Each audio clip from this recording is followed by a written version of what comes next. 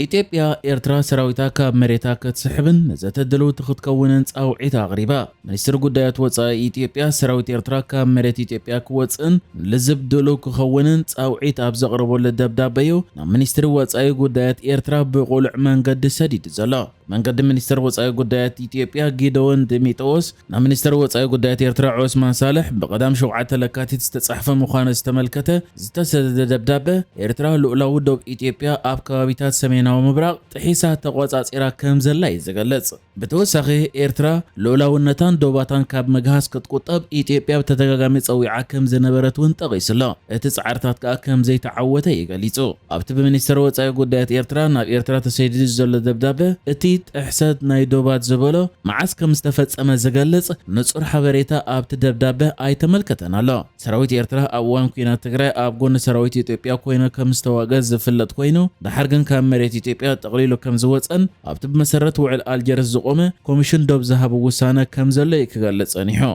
قدام منستر إثيوبيا ابي احمدون قدم حجي ابارلمان نموصا سراويت إرترا ملكيتو نزغربل حته هيبو ابز نبره قبر ملسي ابت زتبينلهم بوتا يمزلو كابو وصاي انتلوغن كوميتا اقيمنا كنصارينا النيريو نز مسرت بمغبار جن بزعبات استبهاله كوميتا يخون هلاو اتسراويت بعل زتحدث حبريتا ايصنحن ابت حجي ناب إرترا استسددن قالع وصي زلو دبداب منستر قدايات وصاي إثيوبيا دما منغست إثيوبيا نسراويت إرترا كاب مريت كوص بتتغاغامي حاتيت زلو እዚ ደብዳቤ ሓቀኛ ከም ዝኾነን ሚኒስትር ጉዳያት ወጻኢ ኢትዮጵያ ድማ ናብ ኤርትራ ከም ሰደዶ ወሃብ ቃል ሚኒስትር ጉዳያት ወጻኢ ኢትዮጵያ አምባሳደር ነቢያት ጌታቸው ንማዕከን ዜና ቢቢሲ አረጋጊጽ ይዝርከብ እዚ አምባሳደር ኣብቲ ሂብዎ ዘሎ መግለጺ እቲ ሕቶ ናይ ሰራዊት ኤርትራ መውጻእ ተቐባልነት እንድሕረኺቡ ንኹሉ ናይ ሓባር ረብሓት ዘለዎም ጉዳያት እንተላይ ኣገልግሎት ባሕርን መብጻሕ ወደብ ዓሰብን ንምፍታሕ ኣብ ሰናይ ድሌት ዝተመርኮሰ ዘርብ ንምክያድ ድልው ምዃኑ ገሊጹሎ ኤርትራ ሰራዊታ ብቁልጡፍ ክትስሕብን ንሰላማዊ ዘርብ ድልው ክትከውንን ውን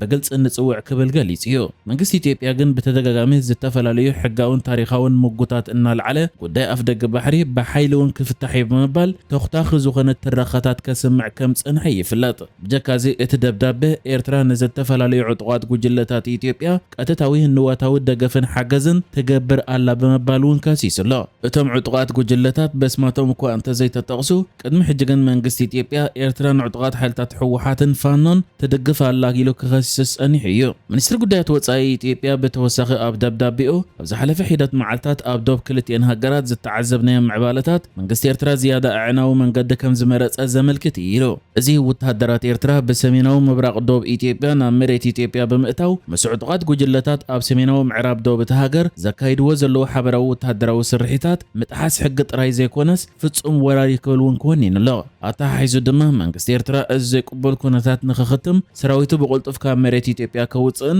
መዘም ጉጅለታት ዝገብሮ ምትሕባር ከቋርፅን ንጽውዕ ኢሉ እቲ ደብዳቤን ኤርትራን ኢትዮጵያን ንፍርቂ ዘመን ኣብ ኩነታት ግጭትን ወጥርን ከም ፀንሓ ዝገለጸ ኮይኑ እዚ ዕንክሊል ግጭት ብዘተን ዲፕሎማስያዊ ጻዕርን ክፍታሕ ከም ዝከኣል ብምምልካት ድማ ኤርትራ ኣወንታዊ ምላሽ እንተሂባ መንግስቲ ኢትዮጵያ ፍልልያቱ ብሰላማዊ ለዘብ ክፈትሕ ድሉው ምዃኑ ይገልጽ ኤርትራ ከም ዝፍለጥ ቅድሚ ሕጂ ከቐርበላ ፀንሐ ክስታት ኣመልኪታ ኣብ ትህቦ ዝነበረት ግብረ መልሲ ተኽታኺ ከምኡ ድማ መፅሕታር ኩናት ብምባል ኢትዮጵያ ክትውልዖ ንዝደለየት ኩናት መመሳመሲ እተቕርቦ ዘላ ክስታት ብምባል ነፂጋቶ ነይራያ ሚኒስትር ጉዳያት ወጻኢ ኢትዮጵያ ኣብ ጥቅምቲ ዝሓለፈ ዓመት ውን ናብ ዋና ጸሓፊ ውድብ ሕብራት ሃገራት አንቶኒዮ ጉቴረስ ኣብ ጸሓፈ ደብዳቤ ኤርትራን ሕወሓትን ኣብ ልዕሊ ኢትዮጵያ ኩናት ንምክያድ ብሓባር ይሰርሑ ኣለዎ ክብል ከሲሱ ነይርዮ እዚ ሕጂ ሰዲድዎ ዘሎ ደብዳቤ ብዝምልከት ድማ ብዝተፈላለያ ማዕከናት ዜና ከምኡ ድማ ተንተንቲ መግለፂታት ዝወሃበሉ ዘሎ ኮይኑ እቲ ደብዳቤ ከዓ ከም መፈራርሕን ከምኡ ድማ ንኤርትራ ከም መጠንቀቕታ ከም ዝመስልን ኣብ መንጎ ክልቲአን ሃገራት ከዓ ኩናት ንኽውላዕ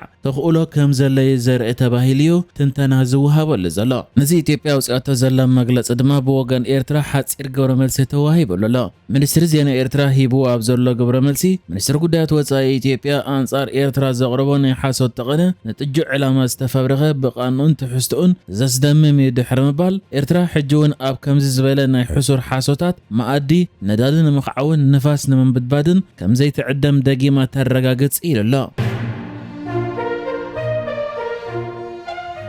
بريزيدنت الصومال حسن شيخ محمود بريزيدنت جبص عبد الفتاح السيسي اب كايرو رئيس ختم جبص اب زكايد وزرب صدتاو متحبارهم نخحيلو كم استسمعوا تغاديصو نبرسه ختم جبص كايرو زتوغعزه بريزيدنت هاجر الصومال حسن شيخ محمود مس بريزيدنت جبص عبد الفتاح السيسي اب زغبرو حبراو غازيطاو مغلصي حدن الصوماليا زداخم زخونو يخون سغمتي بحبار نقاوم ايلوم جبص بوغانا اب تحت تلخو دغفن مرغان حبرت افريقيا اب صوماليا سراويت نملأخ حسبت مدب كتتغبر مخانا بريزيدنت حبيرلا بريزيدنت جبص وسيخو مرغا صوماليا نلمعتن صيتان تزوبا وسان مخانن هاغورن صوماليا نمدغاف زدل كتغبر مخانا حبيرلا اسرائيل نتا صوماليا كم اكل غزاتات تقصرا صوماليلاند افلطو مهابا دما جبصن صوماليان حبراو مرغص وسيدن تقويمون الله እዚ ከምዚልም ኮለ ድማ መንግስቲ ሶማሌላንድ ፕሬዝዳንት ሶማል ሐሰን ሼክ መሐሙድ ኣብ መደበር ቴሌቪዥን አልጀዚራ ቀሪቡ ኣብ ዝገበሮ ቃለ መሕተት ሶማሌላንድ ካብ ቃዛ ዝተመዛበሉ ፍልስጤማውያን ክትቀበል ከምኡ ድማ ንእስራኤል ወተሃደራዊ ማዕስከራት ክትህብ ተሰማሚዓ ምባሉ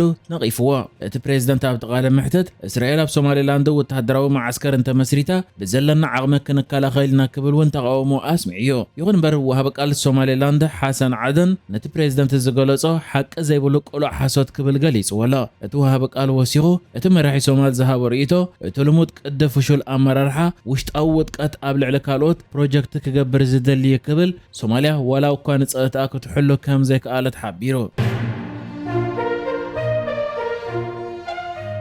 ሱዳን ድሕሪ 2 ዓመት ንመጀመርታ እዋን ናብ ማሕበረሰብ ምብራቕ ኣፍሪቃ ወይ ኢጋድ ከም እትፅምበር ኣፍሊጣ እቲ ዳግማይ ምፅምበር ብናይ ሕጂ ፕሬዝደንት እትትካል ፕሬዝደንት ጅቡቲ እስማዒል ዑመር ገለዩ ዕላዊ ኮይኑ ዘሎ ዋና ጸሓፊ ኢጋድ ዶክተር ወርቅነህ ገበየሁ ድማ ሱዳን ናብቲ ዞባዊ ውዳበ ብምምላሳ ሓጎሱ ገሊጹሎ ኣብዚ እዋን እዚ ኣቦ ወንበር ኢጋድ ኮይኑ ዘሎ ፕሬዝደንት ጅቡቲ ሱዳን ዳግማይ ናብቲ ዞባዊ ውድብ ከም ዝተፀምበረት ይትማል ኣፍሊጡ ዋና ጸሓፊ ኢጋድ ዶክተር ወርቅነህ ገበየሁ ድማ ሱዳን ናብቲ ዞባዊ ውዳበ በመምላሳ ንዞባው ሓድነት ዘለዋ ተወፋይነት ዘረጋገጸን ኣብቲ ዞባ ሰላም ምርግኣን ምትሕብባርን ንኽሰፍን ዘለዋ ድልየት ዘርኢ ኢሉ ከም ዝከር ሱዳን ኣዛዚ ሓይልታት ቁልጡፍ ደገፍ ሙሐመድ ሐምዳን ደግሎ ኣብ ኡጋንዳ ኣብ ዝተኻየደ ዋዕላ ናይ ኢጋድ ኣብ ዝተረኽበሉ እዋን ተቃውሞን ንምስማዕያ ቅድሚ 2 ዓመታት ካብቲ ውድብ ወፅያ ዝነበረት ሕጂ ድማ ድሕሪ 2 ዓመት ናብ ኢጋድ ክትምለስ ወሲና ኣብ ዘላትሉ ግዜ ዋና ጸሓፊ ኢጋድ ዶክተር ወርቅነህ ገበየሁ ሱዳን ሓንቲ ካብተን መስረታ ኣባል ሃገራት ኢጋድ ምዃና ምዝኻር እቲ ሃገር ናብቲ ውድብ ምምላሳ ሓድነት ኢጋድ ዘሐይልን ኣብቲ ዞባ ናይ ሓባር ቀዳምነታት ንምፍታሕ ዘለዎ ዓቕሙ ዘዕብን ኢሉ ኢጋድ ኣብ ምብራቕ ኣፍሪቃ ንዝርከባ 8 ሃገራት ዝሓቆፈ ዞባዊ ውድብ ኮይኑ ኢትዮጵያ፣ ጅቡቲ፣ ኤርትራ፣ ኬንያ፣ ሶማልያ፣ ደቡብ ሱዳን፣ ሱዳንን ኡጋንዳን እየን ኣብ ዝቐረበ እዋን ግን ኤርትራ በቲ ምስ ኢትዮጵያ ተፈጢሩ ዘሎ ወጥረ በዘተሓዝ ንኢጋድ ብምንቃፍ ካብቲ ውድብ ከም ዝወፀት ዕላው ገይረያ ብዙሕ ግዜ ካብ ናብ ኣጽዋር ተጓዓዝ ምዃና ዝግለጸላ ኣንቲ ኣብዚ እዋን ብሱዳን ተወኒና ምህላዋ ዝፍለጥ ናይ ካርጎ ነፋሪት በተደጋጋሚ ናብ ባጽዕ ብምብጻሕ ንብረት ከም ዘራገፈት ተገሊጹ ኣብቲ መንገዲ ካርታን ከምኡ ድማ ናይ ነፈርቲ ምንቅስቓስ ዝከታተል መርበብ ሓበሬታ ተረጋጊጹ ዘሎ ምንቅስቓስ ናይዛ ነፋሪት ብዕለ 6 ለካቲት ማለት ቅድሚ 2 መዓልታት ኣብ ማዕርፎ ነፈርቲ ባጽዕ ዓሊባ ከም ዝነበረት ተገሊጹ ዘሎ ኣብ ጎንታ ናይ ካርጎ ነፋሪት ካሊእ አንቴኖቭ A12 ትበሃል ንሳውን ኣብ ጽዕነት ኣብ ጥቕሚ እትውዕል ነፋሪት ውን ኣብቲ ናይ ባጽዕ ማዕርፎ ነፈርቲ ከም ዝተረኣየት ተገሊጹሎ ከም ዝፍለጥ ሰራዊት ሱዳን ኣንጻር ሓይልታት ቁልጡፍ ደገፍ ንምውጋእ ካብ ዝተፈላለያ ሃገራት ኣጽዋር ዝእቱ ዘሎ ኮይኑ ምስቲ ተነቢርዎ ዘሎ እገዳ ድማ ኣብ ዝተፈላለየ እዋናት እተን ኣጽዋር ዘመላልሳ ነፈርቱ ኣብ ማዕርፎ ነፈርቲ ባጽዕ ከዓልባየን ዝረኣያ ዘለዋ نحجز تدالو الزيناتات ازينيرو بكالك ساب نرغب سلام نعخم